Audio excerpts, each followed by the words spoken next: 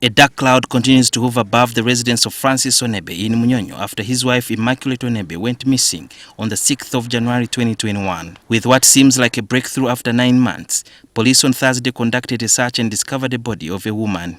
Although the husband had been insisting that the wife had been abducted. This body had a binding wire tied around its neck, and then part of the wire was tying a bag. When these objects were all conveyed to the mortuary, they were untied. Now, unfortunately and very surprising was that the items, the things we thought were items in the bag, later turned to be the remains of another human being. Conspicuously, you would see a skull, then plus seemingly human being bones of the leg, the limbs, as well as the hands. According to the CIID spokesperson, a postmortem report on the body, which had not fully decomposed, has already been completed to establish the cause of death. The cause of death can only be communicated to the most immediate family members. For them, they are at liberty through their lawyers or through their protocol to share with the public. But for us, we give the cause of death to the family. But also, sometimes the cause of death is what constitutes our evidence. The police scope of investigation has been increased to factor in the second body remains and to give a face to it. We are going to ensure that we use all other mechanisms to establish whether there are more than 2 dead bodies in the vicinity. It may not be in the septic tank, it may be somewhere else. And it's incumbent upon us to establish that. Because if we don't do it, assuming somebody is a serial killer, and assuming it is done in syndicate, with some other accomplices still at large, if you don't do that, maybe 1 or 2 more Ugandans will lose their lives through the same fashion.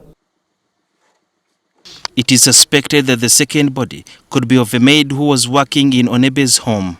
At first, Onebe told police that he was staying with his wife and God alone. This maid, according to the available people, Francis himself, indicates that it's only his wife, Immaculate, that knew where she was coming from.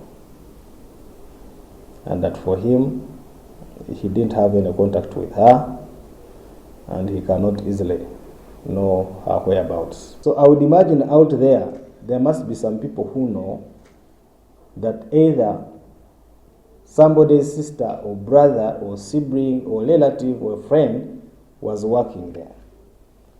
So we want people to volunteer that information, because management of crime is made in such a way that the suspect cannot volunteer evidence against himself. We probed further to find out if the guard was aware of another person that was staying with Onebe. He sometimes chooses to keep quiet. It is his right.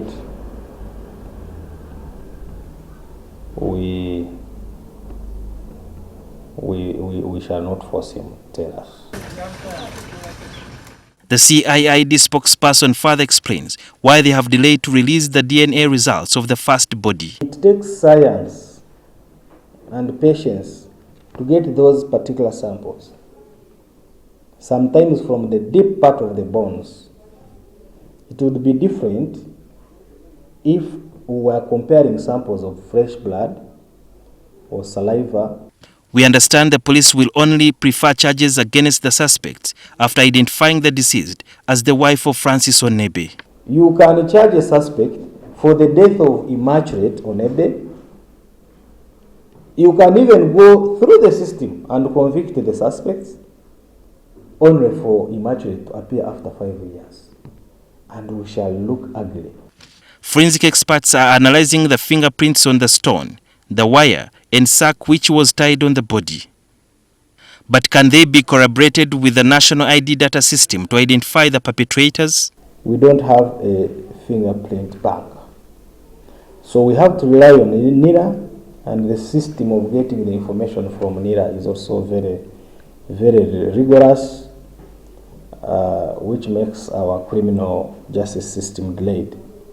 But going forward, I think the two institutions will agree so that we have one central collection system. One of the puzzles that the police has got to do is to ensure they identify the two bodies that were found in the septic tank, and more so identifying the body of Immaculate Onebe, who has been missing for almost 9 months. Blood was drawn from her daughter to ensure that they compare with the samples got from the bodies and ensure that the DNA matches so that they can tell that she's exactly the very person who has been missing. And according to police, these results are supposed to be coming out tomorrow. That is the DNA results. And even if all that is done, still police might take a longer time to identify the second body because there are no samples that have so far been gotten from a likely relative to compare the DNA. Sudil Yarhanga, NTV, Chibuli.